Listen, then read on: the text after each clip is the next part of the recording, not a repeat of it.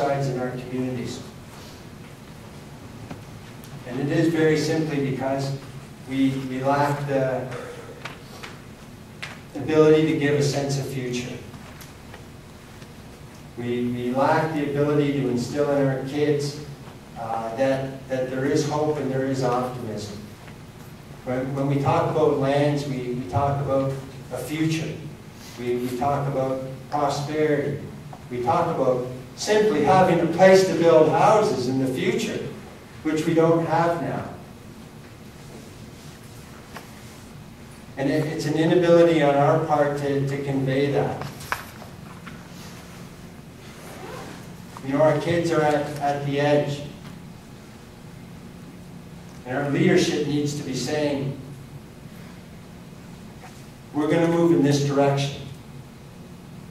We're going to take our people and we're going to move in this direction because in 20 years' time, we're going to have double the needs that we have now. And while we can't meet the basic needs of our communities now, we're never going to be able to meet them in the future. And out of Attawapiskat again, the Prime Minister suggested, and well, you know, the only answer for Indian people is fee simple title. Indians need to own their land. You're not getting any more money, but we'll give you the right to sell your land, and you can sell it to white people. And people really don't understand, and even First Nations people don't really understand what that means, because in a community where there's a mining company going on, well, that mining company, if those people are an impediment, well, they're just going to buy every house that's in that community. And they're going to have a little ready-made mining town. And a few people will make money and they'll move into Kenora or Thunder Bay, and it'll exist for a little while. But they don't understand that when you're out of the reservation and off that land and out of that area, that you can't claim those ancestral lands. You can't claim that there's an entitlement to the resources or an entitlement to utilizing timber. You can't make that claim if you're in Kenora. And it scares me right now that out of these crises, they're offering up that the only real basis of change is for us to be able to simply sell our land. So on the issue of residential school wasn't about a failed policy providing education. Residential school, as Minister Duncan said recently in the news, was that if it had gone on for one more generation, it would have been fatal. It would have been fatal to our existence. And while we struggle and we reel, and many of the people that went to those schools that were victimized come back into the community and became the victimizers.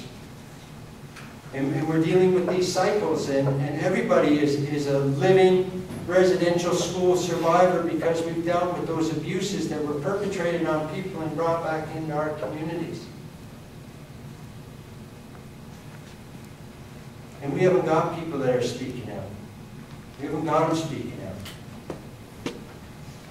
I had a meeting with the fellows from the Chiefs of Ontario a few weeks ago, and the first question I asked them was, tell me straight up, are we fucked or is there hope? Are we finished? Many of us in our community and across other communities have committed their lives. And we live with going to jail, we live with beatings, we live with the risk of being killed. And if it's hopeless, then someone has to step up and tell us that. So that we can come back and we can at least spend that time with our family. But so long as it's there, so long as there's a semblance of hope, our ancestors, when they went into battle, they weren't thinking of themselves. We often say in the Longhouse that when they were killed on the battlefield, they weren't thinking of the fact that they were gone. They were thinking and smiling about the fact that they knew that we would be able to exist.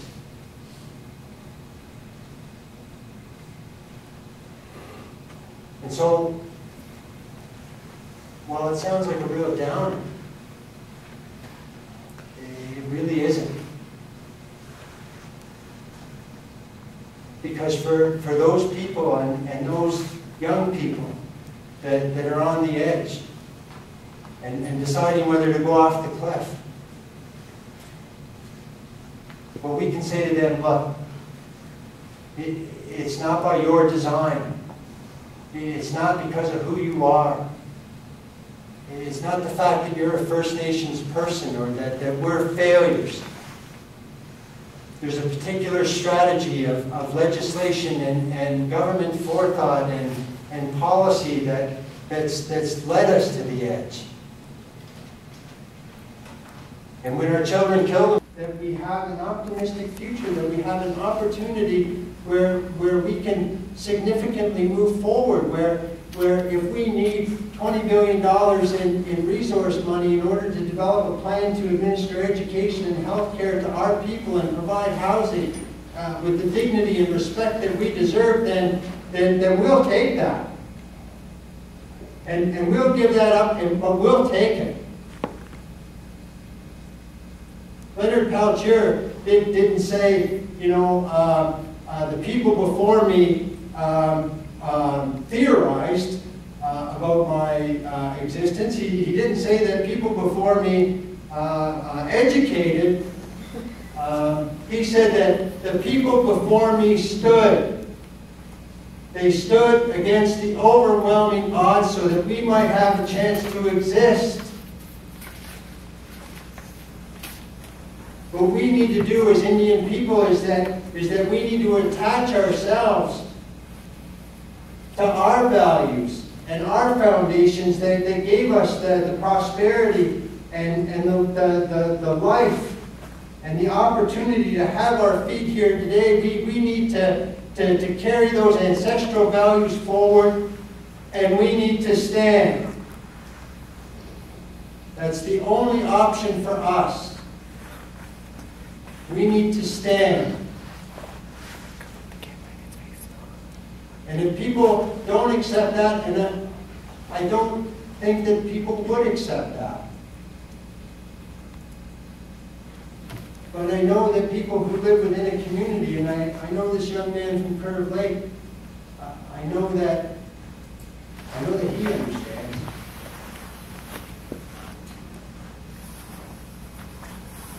Because life moves fast. You don't always have time to reach out and care for sisters and brothers. I know that in non-Native society, and I did work in the streets of Toronto, when a society lets its own sleep in the streets in one of the coldest countries in the world, and allows them to die, and we buried them. Me and my wife, we buried them in the cities. And I know that a society that allows that to happen, it isn't one that I necessarily can be reaching out to for compassion. And there is an old saying that you're judged by how you treat the neediest within your society. And so, my days of reaching out, are reaching out to ours.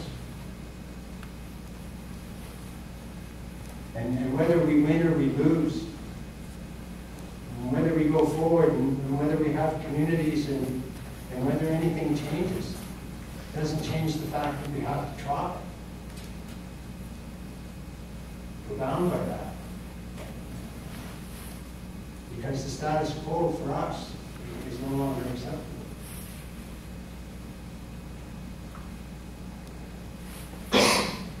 Mr. Brant, I hope that you can find it in your heart to see that in this struggle you were facing, it might play through a bit the same way as with the blacks in the United States. At the time you were born in 1964, I was watching Martin Luther King or Malcolm X, the Freedom Riders and so on, working through. I think there needs to be some sort of Canadian rainbow coalition, if you can think of it that way, which worked before.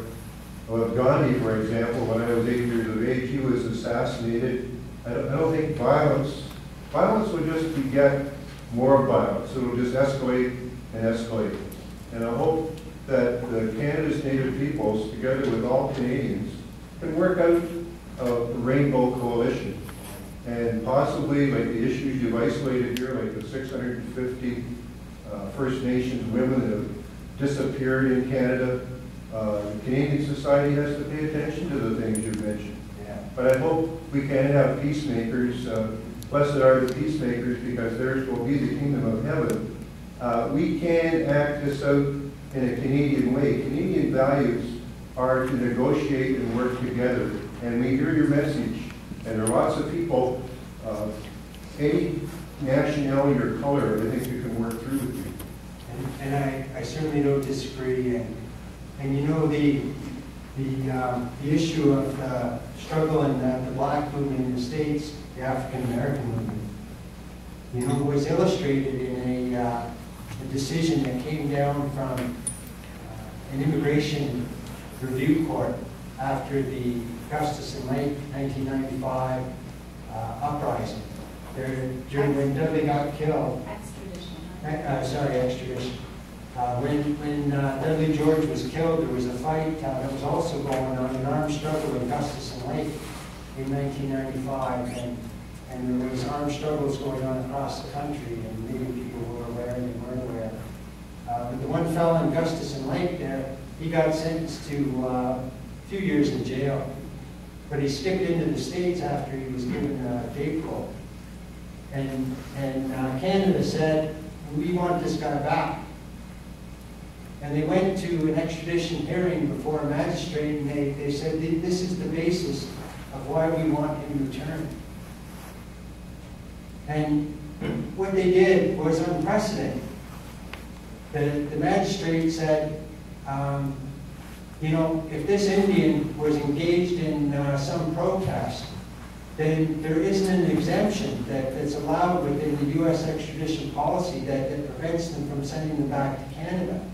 But she said, because of the evidence that was even put forward by the Canadian government that this man was shooting at helicopters and shooting at police, that she said he was engaged in a legitimate struggle to overthrow the oppressive regime that has dealt us this blow for a couple hundred years.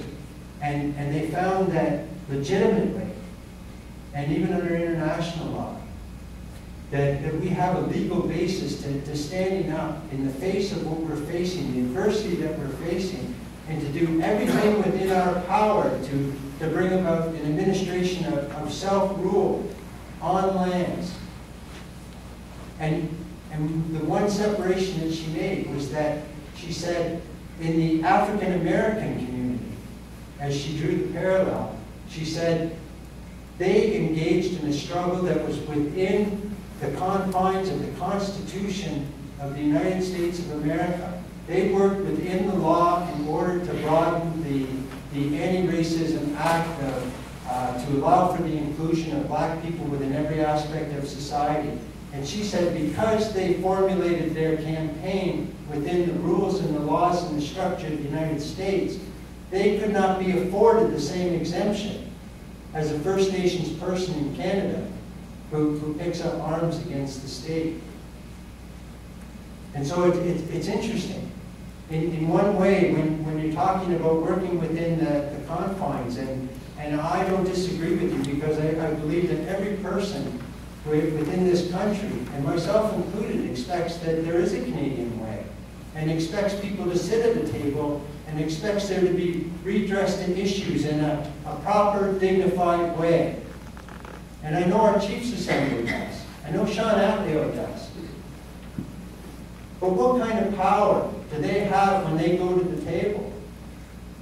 What kind of power do they bring to the table that would even facilitate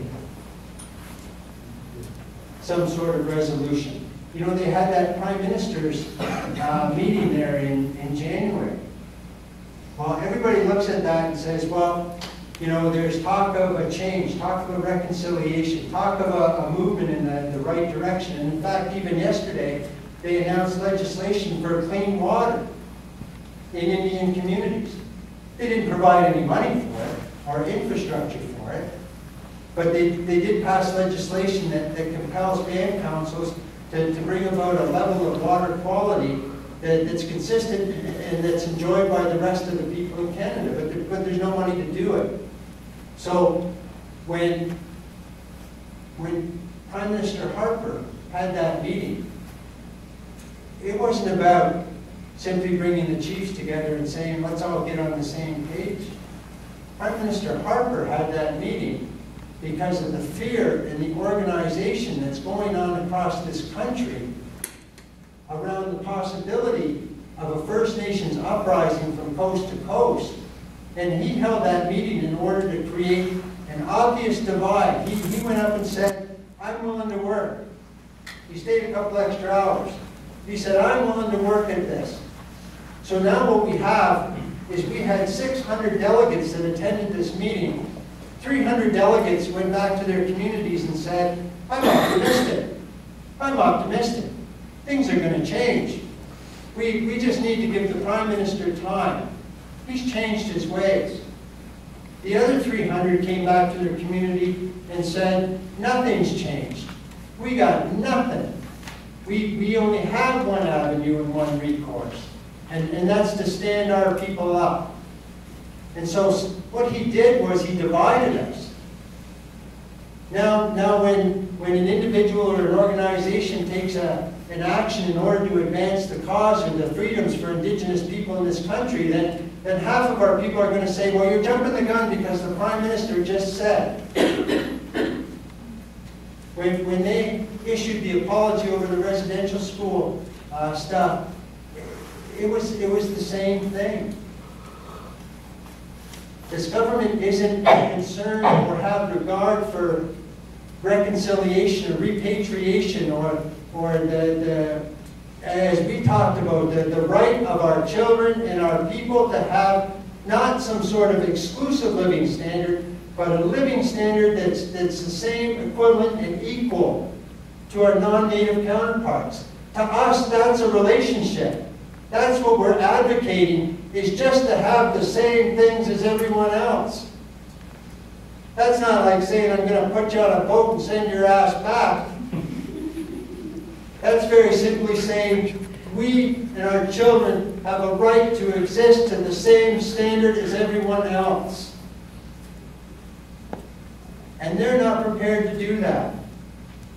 And very simply, because you know what didn't happen 20 years ago that's happening now is that the North is being opened up to exploration and resource development, and the world is demanding these things be brought forward.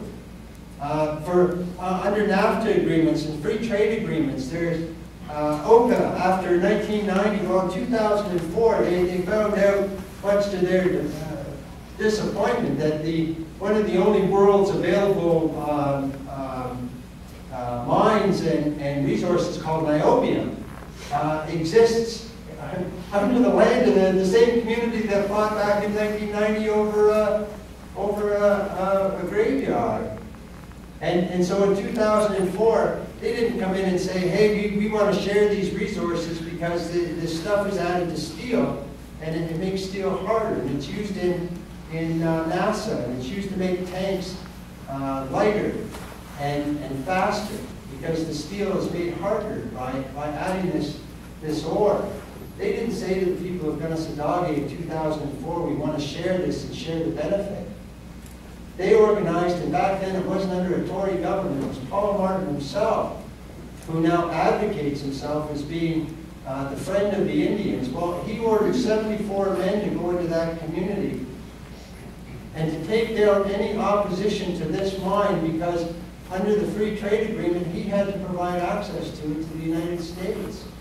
And no one knew about it.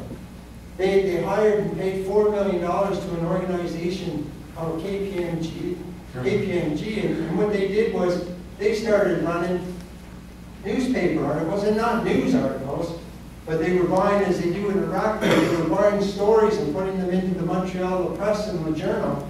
And in that, they were talking about Mohawk people taking their children out and prostituting them on the side of the Highway 344. They talked about organized crime. They talked about all these elements, and they said, we need to go in there and clean this community up. Well, they didn't tell people it was over in Niobe. And I went down there, and Sue packed my stuff, and I came home from fishing one night, and I had all my gear by the door, and she said, get your ass to Gunnasaugee. And we went down there, and we organized, and we defeated them. We didn't just defensively wait. We attacked these people on May 3rd, 2004 at dawn, and we defeated them. We put 22 of them in the hospital that day. The ones that were trying to escape, as they were getting in their cars and dragging each other behind them, were clinging on bumpers trying to get away from us. Well, 20 kilometers to the next town they were going, and we had a 5-ton truck with a 30 caliber machine gun on the top, and we chased them down, and we ran their cars off the road, every single person that was trying to escape. Over Niobe, over in Ora, over the disrespect that we couldn't be participants and gain from the value that was going to be extracted because people would probably willingly do it. And the deception to come in under the basis that we would be prostituting our kids on the highway. And that was Paul Martin. And that was in 2004. And I was there. And things haven't shifted, and things haven't changed. It's just another deception.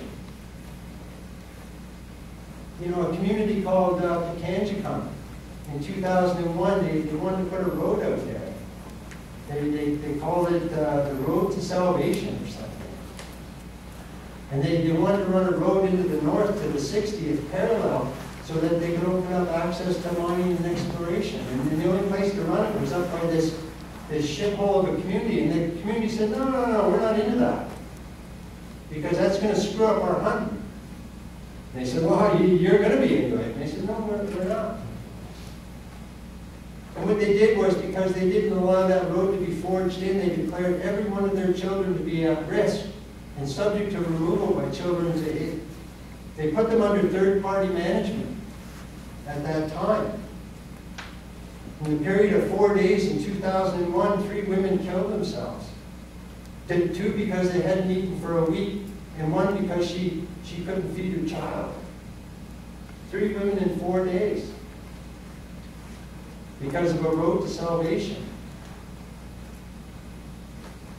And so I guess when we're talking about land as part of this discussion, you know, it's not just the land, figuratively.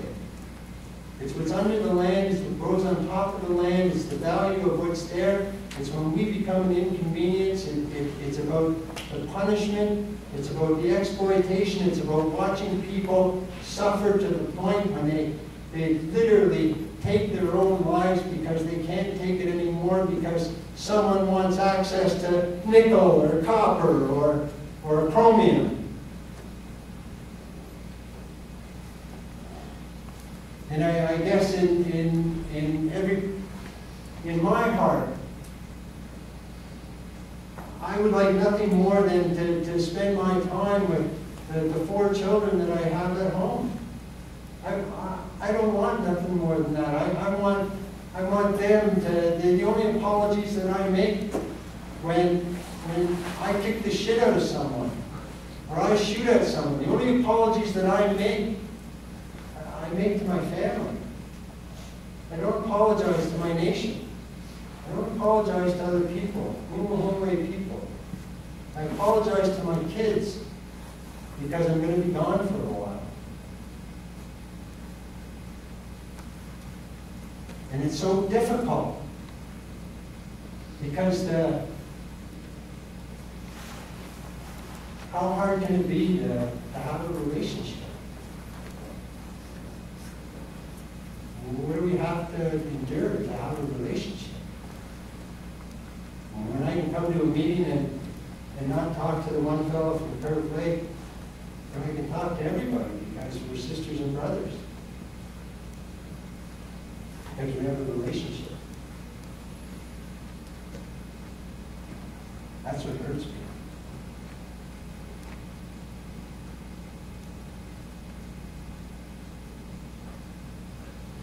Yeah, I guess I'd just like to say that I'm a little dubious about this notion of Canadian values, and because you know, nothing illustrates more than the history of Native peoples that the history of Canadian values is not just a history of neglect, as you pointed out, but a history of dispossession, a history of exploitation, a history of genocide. And you know, comparing that with the black struggle in the U.S., I mean, there was a current that ran through the 60s, and Malcolm X and Martin Luther King were not part of the same current. They were very, very different. And one can make a very strong argument that the real sort of opening shots in a militant black struggle were not with Rosa Parks in 1954, and however important that was in the civil rights movement, but rather with Robert F. Williams' struggle in Monroe County in North Carolina, which was about armed self-defense, and which put forward a whole different perspective, and which was against, you know, the sort of terror and brutality that black people faced in the United States from the beginnings of their forced, you know, enslavement and transportation. And I think, you know, your talk is a very, very compelling talk about how the crisis of Indian humanity is the crisis of leadership. And, you know, I applaud the role you've played in showing alternatives to more mainstream leadership. I think that there's a whole series of crises right now, and I think what you're saying when you're saying you're not speaking to us in this room necessarily is that there are a whole series of other struggles that have to go on in parallel with struggles of Native people. I mean, at no point in time have so many contingents of Canadian society, this is where the values come in again, have so many contingents been under attack. I mean, workers are under attack, the labor movement's in retreat, militant strongholds of industrial unionism like Hamilton have been decimated, it has steel plants have closed, they've moved those jobs, they've eliminated pensions. You've got places like the Caterpillar plant where they've just arbitrarily and arrogantly said, you know, take a 50% wage cut or we shut it down. And that plant's existed with tax exemptions from municipal and provincial governments for decades. Nothing is being done about it. There is a fundamental that youth are under attack right now. It's never before in terms of just a whole series of things about tuition fees, but also about just, again, I mean, Native peoples are in a whole different space. I'm not comparing them. But youth as a whole across Canadian society are facing futures without much hope and without much seeming possibility. So there's going to be a whole series of areas that have to mobilize separately, but in a whole series of different kinds of struggles. And I think the leadership question is fundamental. But it's a terrible responsibility, as you well know, when one is urging people to pick up arms. But there is, I think, a necessity to move into struggles into new dimensions now, because the challenges, not challenges, the destructiveness that appears on the immediate agenda is actually, we are facing barbarism on all kinds of levels.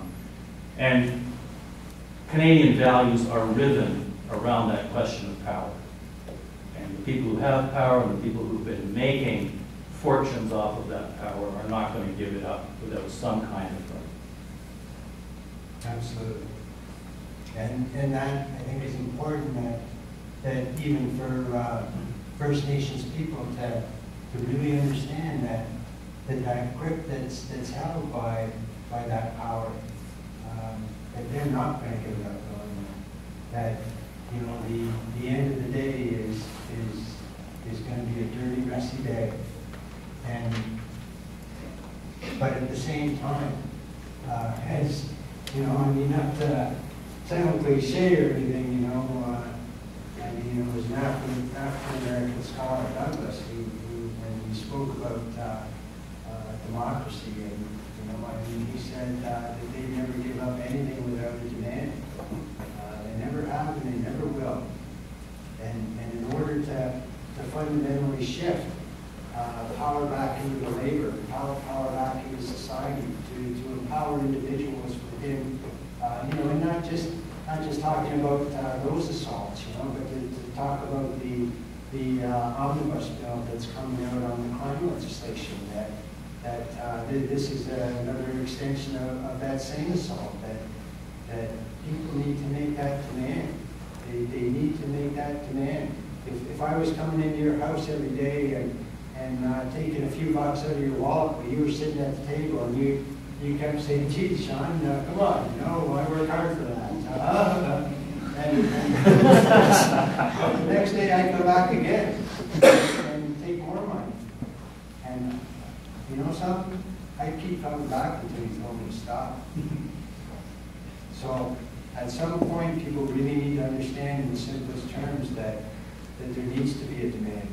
And whether that is through whether society is evolving, or whether it's changing, or whether it's becoming Americanized, that at some point, people in a collective sense, and not necessarily even an individual sense, but certainly collectively need to say, stop. You need to stop, because you've gone too far. And you know, even to talk about values, and values are, you know, values are something that people don't talk about anymore. They don't talk about those things. And you know, I'm going to give you a shitty story here, but you know, when I worked for OCAP, there was a fellow who used to sleep on the street on Queen Street. And I used to work at the Queen Street office. His name was Pete. More homeless people die from, not in the winter from freezing, but from that transition from winter to spring, because their lungs fill up with fluids, they get pneumonia and they die. And Pete was sleeping on Queen Street. People used to walk by him, and he was a Nishnah from Wiki. And people would say shit, people would spit on him, people would kick at him, people would stop and berate him. And I sat down and talked to Pete, and we became friends, and his story was that he was an iron worker, 53 years old, he was an iron worker. And his wife got diagnosed with terminal brain cancer. Well, he quit his job, and there was no treatment facilities in Canada for her, so he took her to the States. And he spent his savings, he spent his pension. When he ran out of that money, he sold his house on Wiki to the young, free, and clear. Never been on welfare, and he spent that money. She lived for 14 months, and she died. And so when he came back, because he had a plate in his leg, and he was over 50, he couldn't get a job, and so he was sleeping in Queen Street. And so when he died that spring. But when you talk about values and tugging at the heartstrings, there's no expectation of any husband that could do more because of the love of his wife than to give up everything he had to spend a few days longer with. And to see that, and just to see our society that can simply and callously allow him to die on that spring transition as a dog, treated as a dog. Yet he did everything that any wife or any husband would expect from their partner. And to me, that really represents something. And so those those are the types of values, I guess, that I think that we could simply allow for that to happen. You know, the imposition of the HST, I felt like when the HST was coming due last year, that people would stand up, non-native people would stand up. And I listened to a fella on CBC after the HST took effect, and he worked his whole life, he lived in Ottawa, worked his whole life, never on the dole, on a pension. They put the HST on hydro and on his home heating oil. And as he talked about it on the morning show, he was choked and he was crying because this elderly gentleman that had contributed, raised children, paid his taxes, never been a burden. He had to go to his neighbor's house and their homes and ask if he could shovel their snow so he could pay his hydro bill. And I think that when we discard people because they're no longer useful or seem to be useful in whatever we determine that to be, and then that is a diminishment. And I see that as a diminishment of all of us, and I do see that as a diminishment of values because I wasn't raised that way.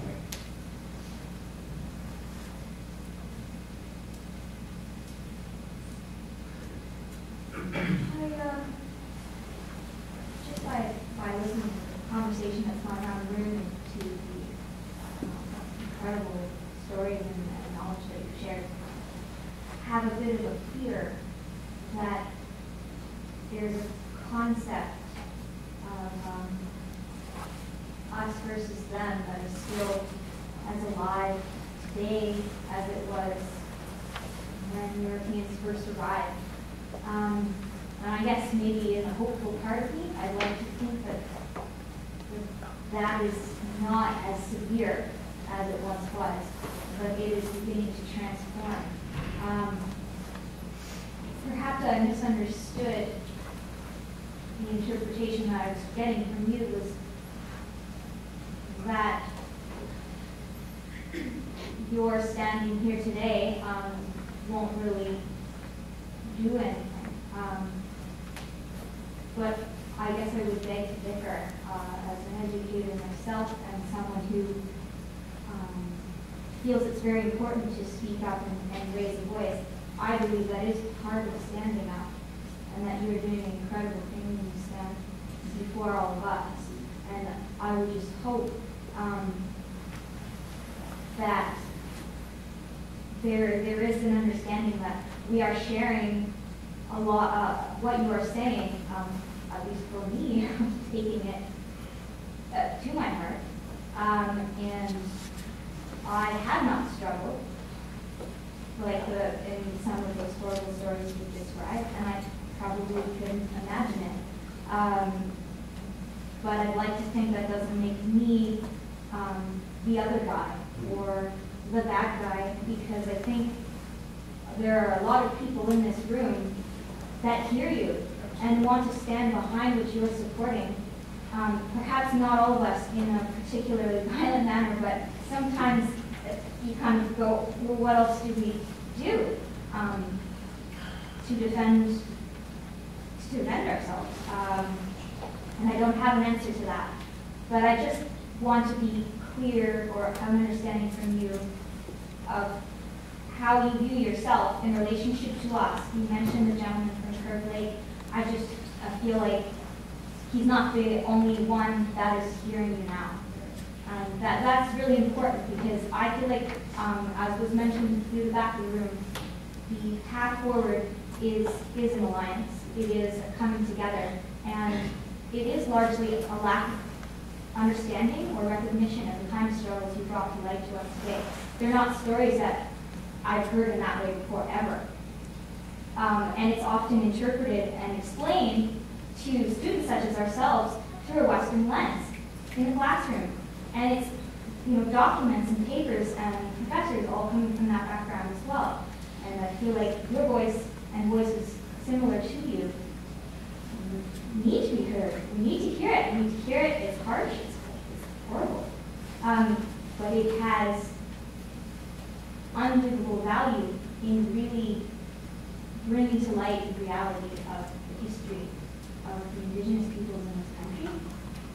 And that truth is what will bring us all together from no matter what our backgrounds may be, to stand against it, which I do believe is something that is possible. So I guess sort of those are just some thoughts that I was feeling troubled with, and I want to. And I absolutely, sometimes I sound like an asshole, and I am an asshole. I really am. A lot. The frustration doesn't come from coming out and speaking to people. The frustration is that if I have to speak to everyone, then there's so many people that I would spend most of my life trying to convince people. And every year there's 250,000 new arrivals into Canada as part of its immigration policy.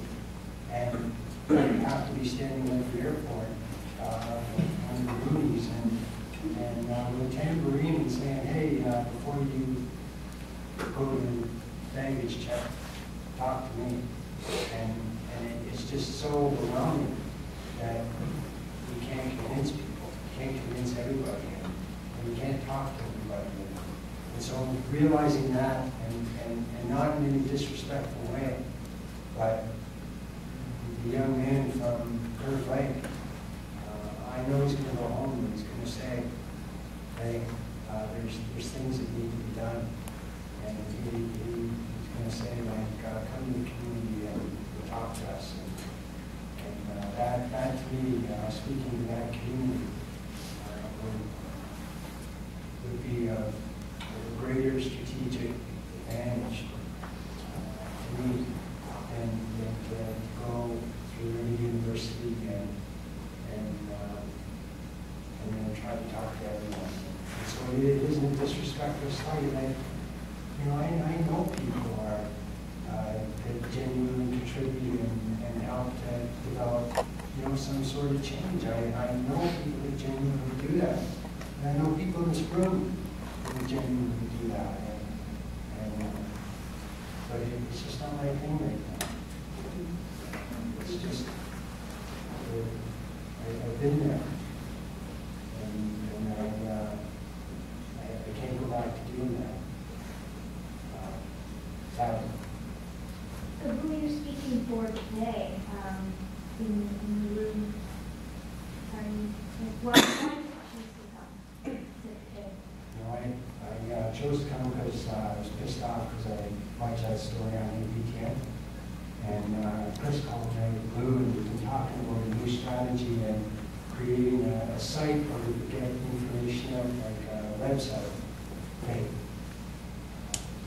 there's this thing called the internet. I've been just coming up to date with that, and so we're meeting with people and saying we need to put this out there. We need people to have access to that information.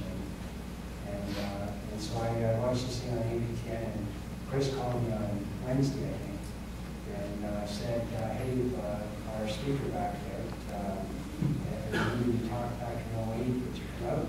And I was pissed. And I said, yeah. Shawn, I work in a smoke shack on Trent University. And so the last couple of days, it's been hard to kind of manage the shop and sort of get my thoughts together. And generally, when I get pissed off, I take it out on people in my community or sometimes in the family. And every now and then you just need to get out and scream at the top of your lungs. And whether it sounds sane or insane, you just need to shake yourself of that. And that's why I chose to come, because we're starting a new campaign, and we're gonna really make that difference. And part of the Constitution of Mohawk people, part of our law, it says that you got to slap people around all the time. You got to slap them all the time. You don't got to slap them once or twice. And then when you go up to them again, they think you're going to slap them. And I've shut down the CN main line with Sioux. I owe over several $100 million of it. I've shut down the CN main line 3 times.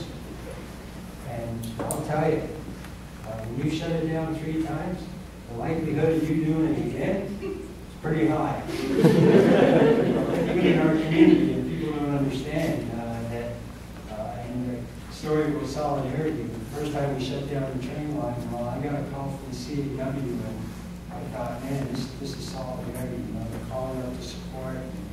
And it was the CAW representative of Local 222 of Oshawa GM. And he was saying, geez, it's a great cause, but, you think it'll be wrapped up soon because we have just-in-time inventory. And he said, because the parts that we need to run our shift is on that train. And, we're really rooting for you, but we're going to have to close a couple shifts. And so close your fucking shifts. And if people want to call up and express solidarity in a meaningful way. People used to tell me that the power of the labor union was that all the social injustices that exist within our society, and even amongst Indian people, that the avenue, that the steps that we go through of every non-violent means to resolving an issue.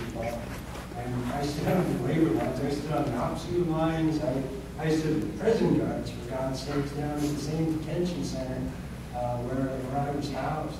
I've stood on CAW lines, I've stood on the York lines when the teachers' assistants were out on strike.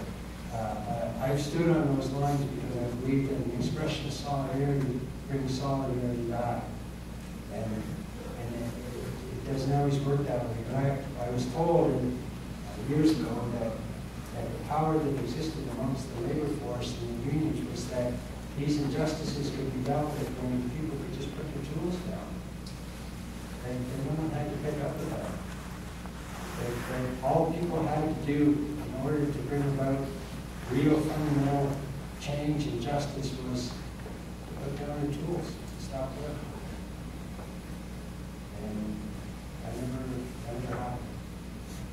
And when I stood on the lines and thought, okay, I'll get kicked back, it wasn't about that because unions don't, although they have humanitarian funds and human rights funds and resources and committees and things like that.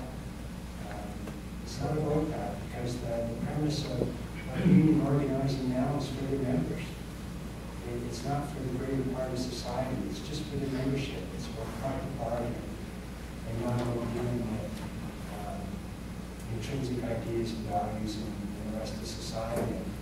And they learned me from a young age. They said, it's your responsibility. That guy at 90 said, you can't have it on an insurrection yet. So you got to go through and try to resolve these issues through every possible nonviolent means. And then at the end, if it's not resolved, then you can do it.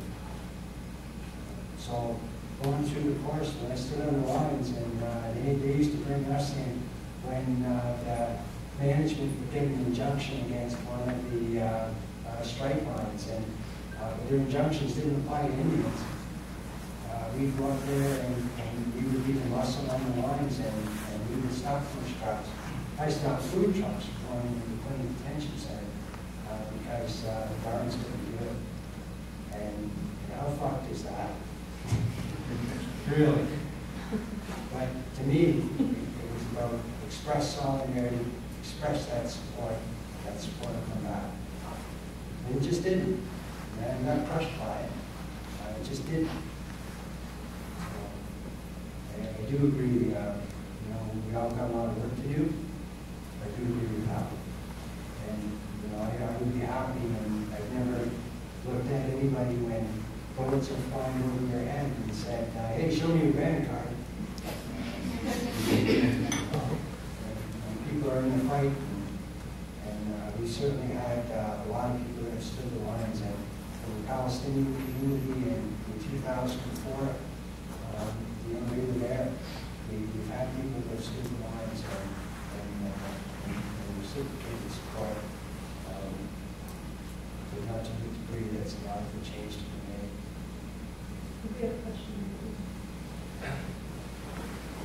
just want to say that I could relate to Shawn because I was subjected to police brutality and racism in Peterborough, and that's what was explained to me inside, so I think that's what he was getting at when he was saying that the young man could relate to him. I have a question also. How did you deal with the depression of house arrest when you were on it, and how did you still involve yourself into the Indigenous resistance movement? Sorry, when I was On house arrest. Well, I was only on house arrest for a short time, and that was when I got cut loose at my preliminary hearing, and people were so shocked that I got released because it's like a faint hope clause after preliminary inquiry that you can ask the judge for bail. Within the night, twice, you do not. But the judge, he had an epiphany, that guy. And, he said, you know, at the end, he goes, you know something, I've never told anybody this, but my grandmother was Cree. And the Crown Counsel just put his head on the table. And he said, you know, I'm going to cut you loose. So they put me on house arrest for 1 month, and they called it a transition period, so that the rest of society could adjust to the fact that I wasn't going to be in jail. It wasn't even necessarily for my benefit. The rest of society. But you know, the struggle is difficult. The conditions that I've been on, the conditions are meaningless. And just, you know, those things. I got in the conditions, I went away for a few months. I was driving down the road, and a couple guys just on the edge of the reserve got out of the truck with baseball bats, and they were assaulting a grandmother and her granddaughter on the side of the road. And I was just going by, and I heard screams, and they were screaming, and I'd never read them before. But they were screaming, Shawn, help us. And I didn't call 911, and I didn't drive by. And I pulled my car over, and the two good old boys from Nezarana, I got out and I fixed the problem there. And I got sentenced to put in 4.5 months for stopping that assault continuing. And Mr. Fantino called me common criminal. He said it had nothing to do with politics. It was just common crime. And I was convicted of assault with a weapon and assault. But speaking about that, you know, in a way that we talk about these things, and I think that it kind of speaks to the responsibility that everybody talks about and has, because there was two choices I could have made. I could have stopped, or I could have drove off. And even though I was on conditions at the time, I stopped, and I did my time for it, and for violating my conditions and everything. And you know, the one thing about that was that even though it wasn't political, when I got out of jail, when they cut me loose and I walked out of the court, my little girl was there, and her grandma, and she came up and she gave me a hug. And 4.5 months was really. So that's the dilemma of the conditions.